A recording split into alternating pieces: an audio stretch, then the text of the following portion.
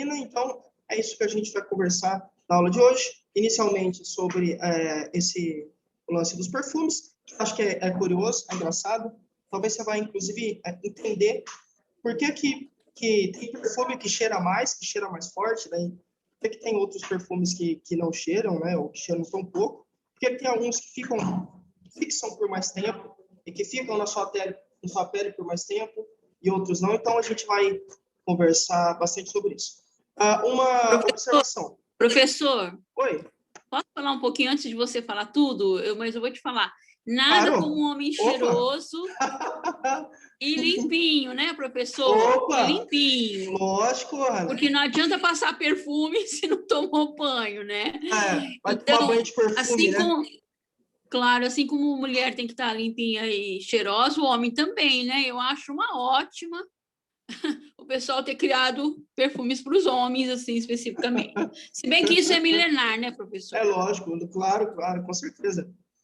No início da apostila, é isso mesmo, Ana, isso é milenar. No início da apostila, a gente falou que os faraós tinham acesso aos cosméticos e que era algo exclusivo, digamos assim, do pessoal do sangue azul, enfim, de pessoas que tinham mais poder aquisitivo, mais poder político, enfim. E aí isso mudou bastante, né? Hoje, não só pessoas ricas têm acesso a perfumes. Claro, tem perfumes e perfumes. Entretanto, isso mudou bastante. E aí, a gente vai conversar e vai entender o que isso aconteceu. Inclusive, eu tenho amigos e conheço caras que são assim, que frequentam o salão toda semana. Isso não é exagero. Inclusive, mais do que a esposa e tudo mais. Então, só para comprovar que esse último capítulo da apostila, né, o capítulo 15, é algo real, é uma realidade mesmo que você e eu temos passado, né, que o mundo tem passado. E aí eu acho que o que a Ana coloca é importante. Então, olha, peraí, mas a gente tem cosméticos feitos para homens, mas isso não significa que a pessoa também não tem, né, que tomar banho, sei lá, parar pelos, enfim, se cuidar. Eu concordo muito com você, Ana. Às vezes, né, essa oportunidade que as indústrias encontraram e esses cosméticos foram produzidos exclusivamente, né, para essa classe, com certeza não podem anular o papel que você, se homem, lógico, né, que você, homem, tem que ter sobre a sua saúde. Deixa eu só fechar a porta aqui, espere rapidinho que foram no banheiro e não fecharam. É rapidão, peraí.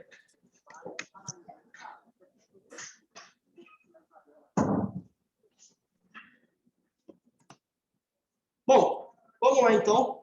E uma observação. Por gentileza, se você não colocou o nome lá no grupo mesmo do WhatsApp, tá? O seu nome completo, por favor, coloca, tá bom? Que aí as meninas lá vão colocar a presença para você, tá certo? Então, não coloque só o nome aqui. Se você quiser, pode pôr, não tem nenhum problema colocar aqui, mas tem que colocar obrigatoriamente no grupo do WhatsApp, senão você fica com falta, porque é por lá que as meninas pegam o seu nome, enfim, registram a sua presença. Beleza? Bom, na aula passada, a gente estava conversando, a gente falou um pouquinho sobre algumas questões que são relevantes, tá? E aí, lembra que a gente falou sobre maquiagem. E aí a ideia era que, olha, você sim pode usar maquiagem, não tem nenhum problema. Tá? A maquiagem foi feita, por um lado, para deixar você mais bela ou mais belo. A gente falou também que homens estão mais preocupados e voltados também para o uso de maquiagem, mas que se você e eu, consumidores de maquiagem, não nos atentarmos a alguns pontos, essas maquiagens podem ser prejudiciais à nossa saúde. Podem, é uma possibilidade, mas isso pode acontecer, e a gente falou por quê. Por um lado, porque alguns ingredientes podem estar fazendo parte da composição dessas maquiagens. Então, tem maquiagem que tem ingrediente que faz mal para a sua saúde. Isso não é um problema seu, óbvio, a indústria não deveria ter colocado esse ingrediente aí, mas muitas vezes isso passa, isso acontece. A gente tem agências que regulam e controlam isso, como a Anvisa, por exemplo, mas pode ser que isso passe e aí isso chega para você, chega aí chega na farmácia, e aí você acaba consumindo essas maquiagens que tenham esses ingredientes ou esses elementos, esses componentes que podem fazer mal à sua saúde. Então, por um lado, a formulação, a composição da maquiagem pode ser prejudicial, e por outro, como você utiliza... Opa, então tem código ligado. Deixa eu fechar aqui. Pera aí, deixa eu... Aqui. Aí, acho. Fechei, show. Então, por um lado, como você utiliza essas maquiagens, e aí lembra que a gente falou, olha, muita atenção, dê um tempo para sua pele precisa respirar, ela precisa se recuperar. Se você ficar passando maquiagem, e não dá um tempo para que a sua pele transpire, digamos assim, dá um tempo para ela respirar, enfim, para ela se regenerar, consequentemente, você pode ter alguns problemas. E aí a gente falou, infecção nos olhos, acne e vários efeitos colaterais que podem estar presentes na vida de uma pessoa que é consumidora de maquiagem. A gente também disse que existem vários tipos de maquiagem, a maquiagem não é só aquilo que dá cor. Na verdade, a maquiagem também pode reparar, corrigir imperfeições do seu rosto. Então, um batom é um tipo de maquiagem, o gloss, enfim, aí a gente foi falando, um pó, máscara de cílios, e a gente foi dando exemplos e falando. A ideia era mostrar que, para você entender, né, que existem diferentes tipos e você tem que usar aquilo que mais se encaixa no seu perfil ou que esteja de acordo com a sua necessidade. Professor, por que necessidade? Porque muitos trabalhos acaba, de certa forma, sendo um requisito que a pessoa vá maquiada para o trabalho, muitas vezes em escritórios, consultórios, empresas, dependendo. Então, às vezes é necessidade. Nem sempre é porque a pessoa quer, mas ela necessita, porque isso é um requisito do trabalho, tá bom? De um jeito ou de outro, muita atenção. Tanto na composição, então leiam. Lembra que eu mandei o arquivo para vocês? Lá tem nomes de alguns ingredientes, de alguns componentes que fazem mal.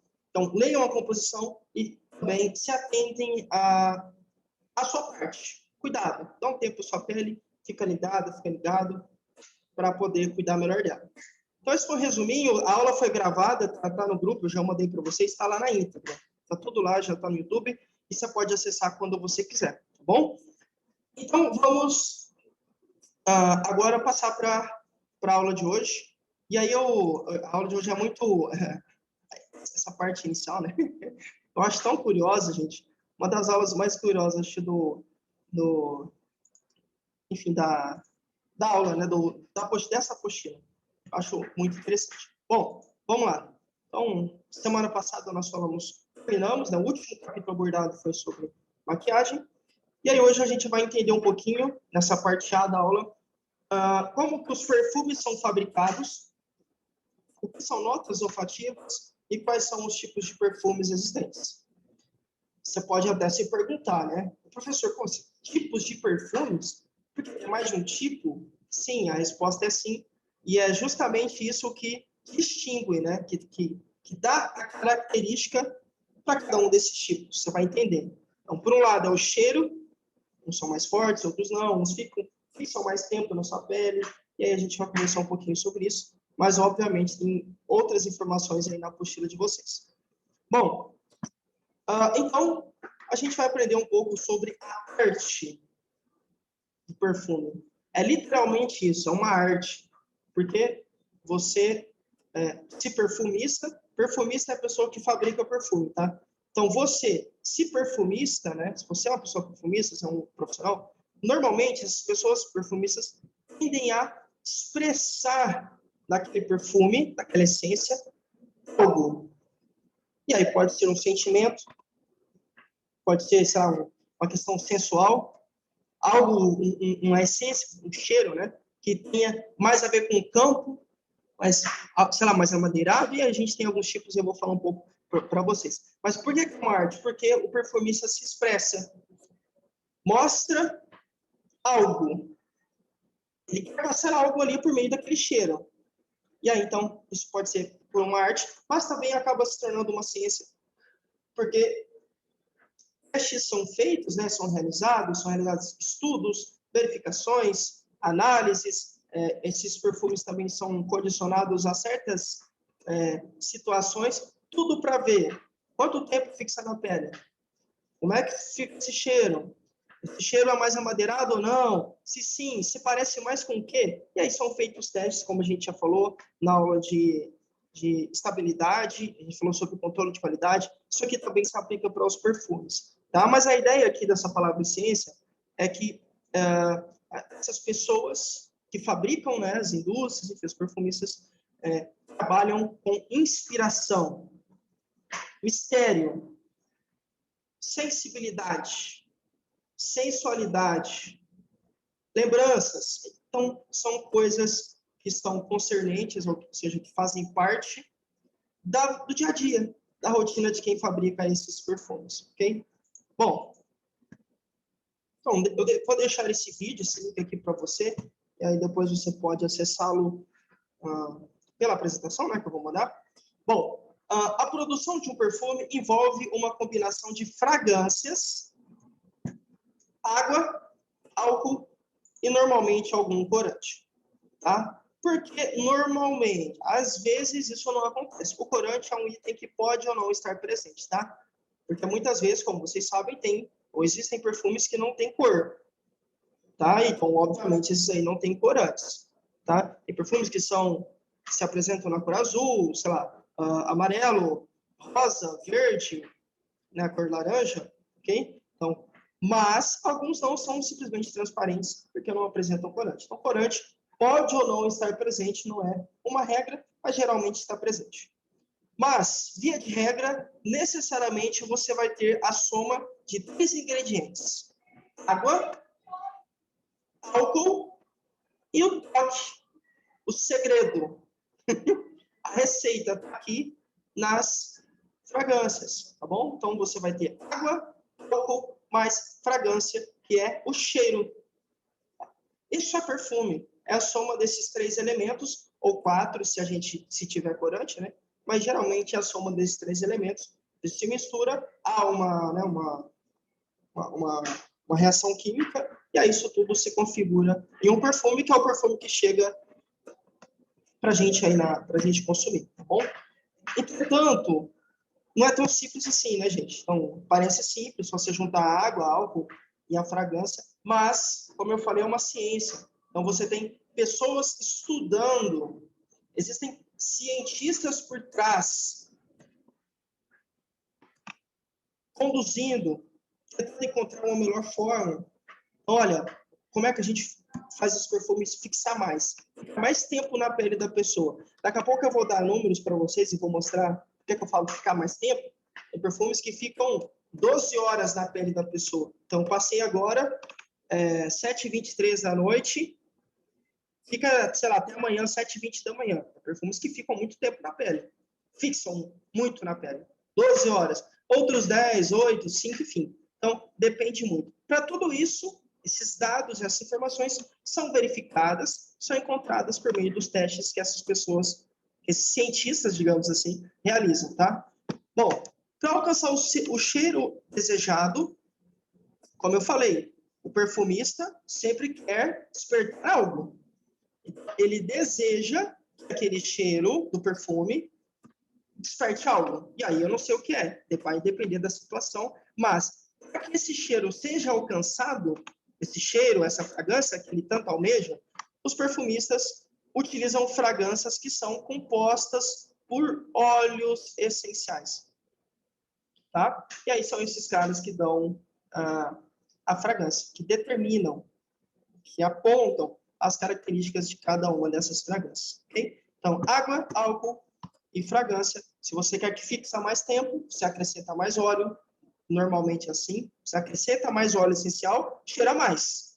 Normalmente, quando cheira mais, vai fixar por mais tempo na pele. Tá? Não, eu não quero que cheire tanto. Tem nomes, tá? Eu não vou revelar já o nome disso. Daqui a pouco eu vou falar. Mas, se você quer que fique mais tempo na pele, coloca mais óleo essencial. Se não, reduz. Enfim, aí são estudos que são feitos, né, por esses caras que são os especialistas.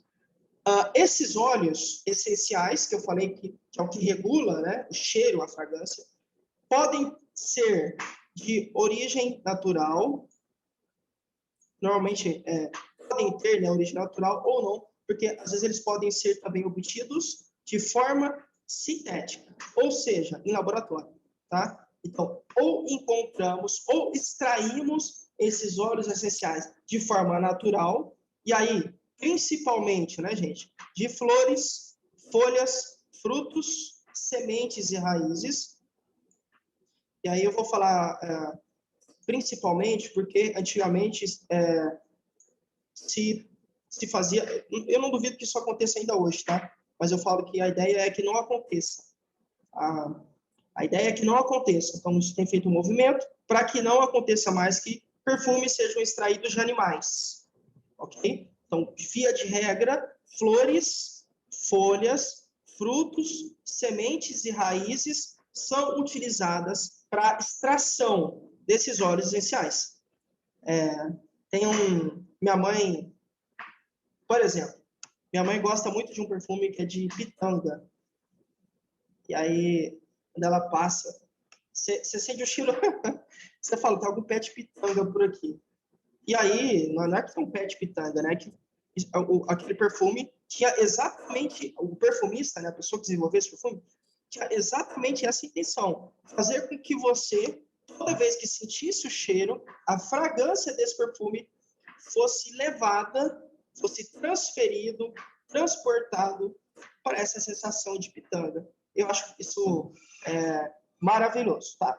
Então, ou esses óleos são resultado de uma extração natural, são de origem natural, ou não, são feitos em laboratório.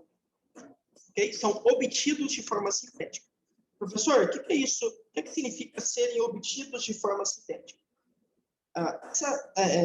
Esse lance de serem obtidos de forma sintética acontece por conta da reprodução em laboratório dos cheiros que são mais difíceis de serem conseguidos. Então, normalmente, quando você tem um cheiro que é mais difícil, por que, professor, que é mais difícil? Porque muitas vezes você tem plantas raras, ok? Ou o perfume tem alto custo e é difícil de você conseguir extrair aquele óleo essencial de uma planta, de uma raiz, de uma folha, de um fruto, por exemplo. Então, duas condições. Origem natural, e aí eu vou falar os processos daqui a pouco, acho que no próximo slide, se não me engano. E a forma sintética justifica ou acontece, por quê? Porque nós temos, em algumas situações, plantas que são raras. E aí, imagina, como é que você vai ficar extraindo o óleo essencial de uma planta rara? Se ela é rara, provavelmente vai custar caro, né? Tudo que é exótico custa caro. E às vezes você tem até uma dificuldade mesmo para plantar essa planta, para cultivá-la. E aí, obviamente, você não pode ficar extraindo, porque você pode, inclusive, matar a espécie. E aí, o que esses caras fizeram? Extraíram o óleo essencial dessas plantas raras, por exemplo, ok? E aí, reproduzem, replicam, multiplicam esse óleo, digamos assim, fabricando, né, de forma sintética em laboratório. Então, vou dar um exemplo. Não é isso que acontece, mas eu vou pegar, sei lá, da pitanga que eu falei da minha mãe. Digamos que a pitanga fosse uma planta rara, algo raro, difícil de encontrar em todo o planeta. Então, o que esses cientistas fariam? Sairiam, obviamente, o cheiro, né? Estariam esse óleo essencial de uma pitanga e depois ficariam reproduzindo, replicando esse cheiro, fazendo em laboratório, e aí, obviamente, essa espécie seria preservada. Então, motivo 1, plantas raras, né? Motivo 2, alto custo. Tá? Custa demais. Ou dificuldade mesmo de extração. Eu vou passar para vocês alguns métodos para extrair o óleo essencial e vocês vão entender um pouco mais sobre esse lance de dificuldade de extração, tá? Bom, vamos lá. Então, falando sobre as formas, né, de fabricação dos perfumes, sobre essas possibilidades de tirarmos esse óleo essencial, temos algumas formas. Vamos lá. Expressão ou prensagem, calma que eu vou voltar, tá? Se eu vou citar, eu já venho voltando, eu já volto falando de um por um. Então, tipo 1, expressão ou prensagem. 2, destilação. 3, extração por solvente. E o 4, ou o quarto tipo, desculpa, enfleuragem. Eu vou falar um pouco mais desse método daqui um pouco mais para frente. Bom, vamos então entender. Eu quero extrair o óleo essencial de uma planta, de um fruto, sei lá, de uma raiz. eu posso fazer pelo método de prensagem. Esse método é bem simples, né? Só você ir para a palavra. O que significa prensar? Deixa eu ver se eu consigo me ver aqui na câmera. Espera aí. Ó, prensar. Eu prenso. Sabe quando você... Não é... Eu vou dar só uma ideia para você entender. Sabe quando você tá, sei lá, você vai limpar alguma coisa na sua casa e aí você vai torcer o pano? Quando você torce o pano, é para quê? Para extrair a água que tem para você voltar e passar o pano no chão, sei lá, nos móveis, onde você estivesse passando. Você torce, você prensa o pano e aí o líquido que estava ali nele sai. É uma metáfora, mas a ideia é exatamente a mesma. Você vai prensar um fruto, por exemplo, e aí esse óleo essencial será lançado, colocado para fora, extraído, tá bom? Então, esse método 1, que a gente chama de expressão ou prensagem, é bastante utilizado em cascas de frutos cítricos, porque a ideia aqui é apertar a matéria para você conseguir extrair esse óleo essencial. Entretanto, existem, como eu disse há pouco, outros métodos para você conseguir extrair. Então, esse é o método 1, prensagem. Método 2, destilação. E aí você vai extrair o óleo com o uso de algum vapor de água. Você consegue extrair. Esse método, eu não trabalhei com perfume, mas lá na indústria que eu quase sempre falo, a gente trabalhava também com isso. A gente extraía, no caso, o óleo da soja. Então, existiam vários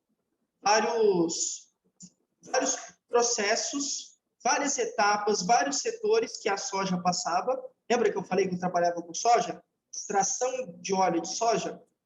Desses processos, que era um setor, uma parte, né, dos nossos processos, era justamente extrair o óleo da soja por meio de solvente. Era bem bacana. Então, você, naquela situação, você conseguia extrair justamente isso por meio do vapor. Era um processo bem legal. Então, é exatamente a mesma lógica aqui. Você consegue tirar. E aí, gente, óbvio, né? Isso aqui, quem faz são grandes indústrias, certo? Então, você tem maquinários gigantescos que conseguem extrair, usar o vapor para poder destilar de uma grande quantidade de matéria-prima, tá bom? Método 2, então, a destilação. Você vai tirar o óleo essencial por meio do vapor de água. Método 3, por solvente. Tá? As plantas submetidas a um processo químico, a gente também fazia isso lá, tá bom? Basicamente, você vai, como se você fosse... já fala, né? O título mesmo já fala. Extrair por meio de um solvente. Lá, em questão, a gente usava... depende muito do que você quer fazer e, obviamente, depende da sua ideia. Lá na firma, a gente também fazia isso, conseguia extrair por meio de um solvente. Então, muitas vezes, esse solvente era aplicado na soja, a soja passava por vários processos, ela era prensada, ela era esmagada em uns rolos que a gente tinha lá, bem rolos assim, grandes, muito fortes, que esmagavam a soja. E aí ela ia passando de setor por setor, e em algum momento, o que os pesquisadores, os engenheiros lá verificaram? Que ainda ficava, mesmo sendo esmagada, ainda ficava uma quantidade significativa de óleo na soja. E essa soja não poderia ser descartada, porque senão a gente estava jogando óleo fora. E o óleo custava muito, né? Custa. Uma carreta custa muita grana. Tipo, 30 mil reais. É bem caro mesmo, tá? Uma e das menores. Enfim. Então, a gente não podia jogar a soja fora, a matéria-prima fora, porque ainda tinha óleo ali. E aí, o que é que os engenheiros e os químicos lá da fábrica fizeram? Bom, a gente vai tirar esse óleo que ainda ficou na soja, só que não adianta ficar prensando. Vamos fazer um método diferente. Passar por solvente. E aí essa soja era banhada nesse solvente e aí conseguia, então, extrair esse resto de óleo que ficava nela. A ideia é a mesma coisa. Você banha aqui a matéria-prima e você consegue tirar o óleo essencial. Tá? Esse método 3 segue essa mesma linha. 4. Eufleurage. Eu vou dizer um pouco mais sobre ele daqui a pouco, mas a ideia aqui é você expor, você condicionar, colocar a matéria-prima, né? Por exemplo, as flores, há uma gordura, tá? E essas flores, obviamente, são sensíveis ao calor, ok? Então, você tem uma gordura quente, por exemplo, você coloca flores que são sensíveis ao calor nessa gordura e você vai conseguir, então, extrair. Eu falo um pouco mais sobre esse método aqui especificamente daqui a pouco. Bom, substâncias naturais ou cheiros de ambientes também podem ser reproduzidos em laboratório. Agora, vou te pegar agora. Agora você vai entender essa parte fácil. Sabe quando você vai no shopping? E aí, sei lá, você vai no banheiro, você está andando pelos corredores, e aí você sente aquele cheiro de ervas. Por quê? Perfume que está ali, né, que colocaram para exalar naquele lugar, provavelmente foi feito em laboratório. Em alguns casos, literalmente você consegue tirar o cheiro de um ambiente, e aí tem uma técnica que eu vou falar, está aqui nesse slide, você consegue extrair o cheiro do ambiente específico e consegue reproduzir em laboratório. Olha que coisa louca. Bom, vamos lá, vamos falar um pouco mais sobre ele. Eu acho fantástico isso. Bom, substâncias naturais ou cheiros de ambientes também podem ser reproduzidos em laboratório com a ajuda de modernas técnicas como a Headspace, que utiliza, né, que é realizada por meio de um aparelho que capta fielmente o cheiro, ou seja, ele consegue realmente pegar exatamente o cheiro daquele ambiente que você quer. Essa é a ideia. Essa é a ideia de fielmente, tá? Então, esse aparelho capta exatamente o cheiro, fielmente o cheiro, para que ele vire uma fórmula e possa, portanto, ser reproduzido em laboratório. Então, pega um cheiro do ambiente, e aí eu não sei, vou dar um exemplo bem específico, tá, gente? Só assim, é um exemplo assim, não falou que isso acontece na prática, só para você entender. O cheiro de um banheiro. Banheiro limpo, lógico, né? Cheiro de banheiro limpo, né? A Ana acabou de falar que é importante higiene. Então, você pega o cheiro de um banheiro limpo, sabe? Lembra quando você lava... Por favor, hein, professor? Por favor. Lógico, senão não dá certo, né? Não dá. Nem pensar. Não, então. Você pega o cheiro de um ambiente limpo, por exemplo, de banheiro, quando você termina de lavar, e aí você consegue, por conta dessa técnica Headspace, extrair o cheiro desse ambiente, se transforma em uma fórmula e você consegue reproduzir, replicar em laboratório. Bom, e aí, esse cara aqui, ó, César Veiga, que é coordenador do núcleo de avaliação lá de fragrâncias do Boticário, coloca que é possível aumentar ainda mais essa paleta de opções de cheiro. Como é que eu faço isso, professor? Como é que eu consigo... A paleta, gente, são as possibilidades. A paleta são as opções, os tipos, né, as variações de cheiro. Como é que eu faço isso? Criando os chamados químicos sintéticos aromáticos, como os aldeídos e musks, que são responsáveis pelo cheiro de roupa limpa. Então, a ideia é, vejam, conseguimos, inclusive, reproduzir em laboratório o cheiro de roupa limpa. Por exemplo, por meio desses químicos sintéticos aí, que são aromáticos. E aí, não vou citar nomes, mas você já tem referências importantes que com certeza já vieram aí à sua cabeça quando eu falei de cheiro de roupa limpa. Aquilo ali foi estrategicamente feito. Não foi um acidente, tá? Não foi um acidente. Bom, eu falei que eu ia ia explanar um pouco mais o método Eufleurage, que é o da gordura.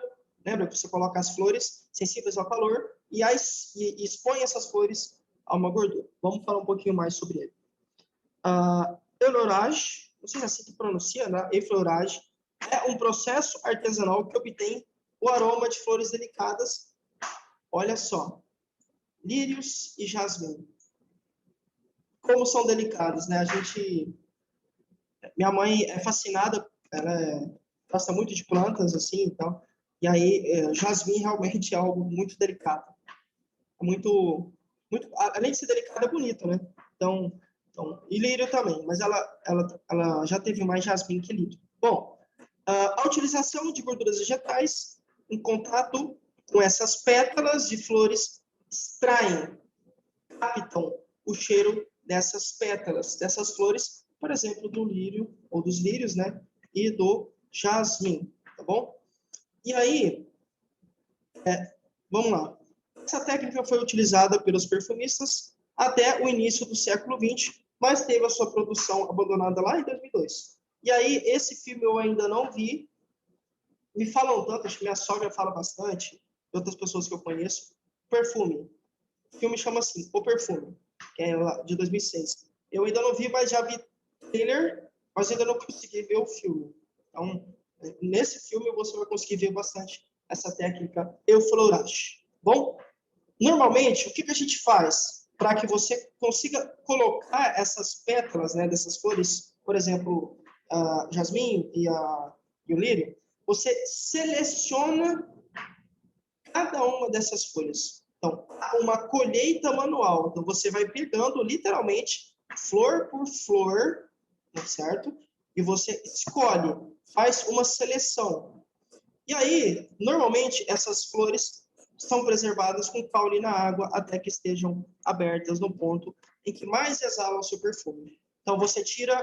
eu tenho Então, manualmente, os perfumistas colhem, ou as pessoas colhem, tá? Essas flores, e aí colocam o caule dentro de um recipiente com água. Obviamente, a água vai dar condições para que essa flor se abra.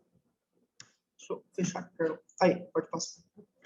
Então, obviamente, essa água vai dar condições para que essa flor continue o seu processo natural, ou seja, que abrir, né? E aí, quando essa flor abre, no seu ponto em que exala mais o seu perfume, o pessoal, os perfumistas, pegam essa flor que está aberta, que está...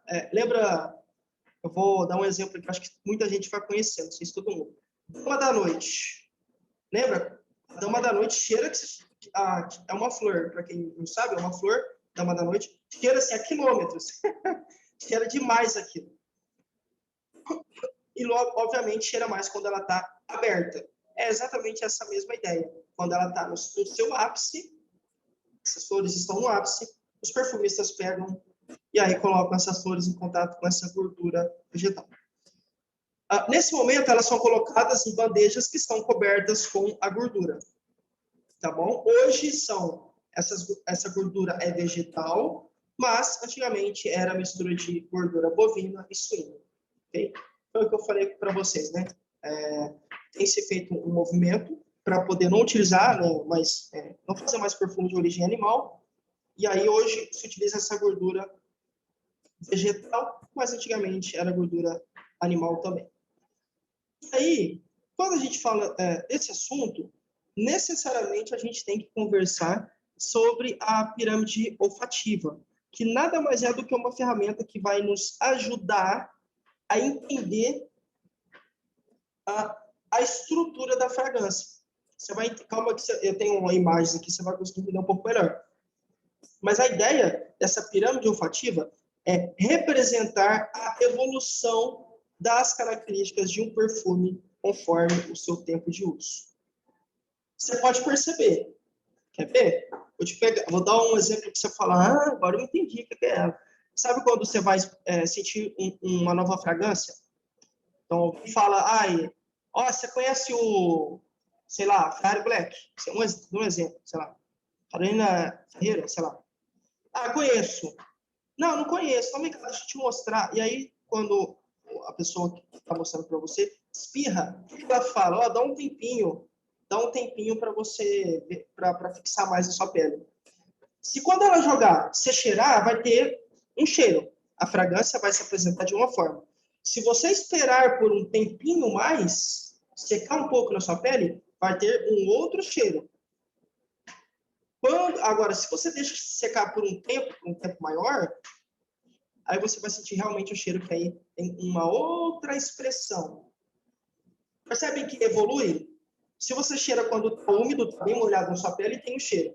Quando seca, tem outro cheiro. E quando fica por mais tempo na sua pele, tem um outro cheiro. Se apresenta de uma outra forma. Essa evolução, essas características do perfume, conforme o tempo de uso, significa a pirâmide olfativa. Mas eu tenho exemplos daqui a pouco para vocês entenderem melhor, tá? Toda fragrância possui uma pirâmide olfativa. É só você fazer um teste, se você tiver algum perfume na sua casa, faz o teste hoje. Você joga assim sobre a sua pele e já cheira. Depois você espera 1, 2 minutinhos, aí você cheira. Espera 1 hora e meia, sei lá, você vai ver como que muda. Então essa é a ideia. Então, toda fragrância possui uma pirâmide olfativa com a relação dos principais ingredientes que a compõem, né? E aí, é justamente com isso que a gente consegue escrever as notas de cabeça, corpo e fundo. Então, eu trouxe aqui uma imagem que vai explicar um pouco melhor isso. Notas de cabeça estão voltadas para cítricos, aromáticos, aquosos. E aqui tem uma explicação, eu vou vir falando um pouquinho mais de cada um delas, tá? Só vou citar agora. Floral, frutal ou verde, que são as notas de corpo. E quando a gente fala de notas de fundo, a gente tem uma fragrância, né, mais amadeirada, oriental, chipre, fougere, não sei se é assim que se pronuncia, gourmand e couro. Agora eu vou falar um pouquinho mais sobre cada um. Começando pelas notas de cabeça. Veja, lembra da imagem, ó, cabeça, corpo, fundo. Há uma lógica, uma sequência. Eu falei sobre evolução. Lembra? Isso aqui, a pirâmide olfativa tem a ver com uma evolução, certo? Cabeça, corpo, fundo. Vamos lá. As notas de cabeça representam o primeiro impacto do perfume. O que é esse primeiro impacto? É o que eu acabei de dizer para vocês. Se alguém passa sobre você um cheiro, um perfume, não uma fragrância, você já vai logo cheirar. Esse primeiro cheiro, essa primeira fragrância, tem a ver com as notas de cabeça. Tá bom? Normalmente são mais frescas e acabam evaporando rapidamente. Deixa eu ver se... Bom, gente, o link vai expirar daqui 1 minuto. E fiquem tranquilos que eu vou... Tranquilos, né? Que eu vou abrir mais um link, tá? Show de bola. A Nádia fez o teste antes da aula começar. Nádia, depois você me conta se deu certo ou não. As famílias que compõem essas notas de cabeça, né, são os cítricos, os aromáticos e os aquosos. Existem também as notas de corpo, como eu falei para vocês.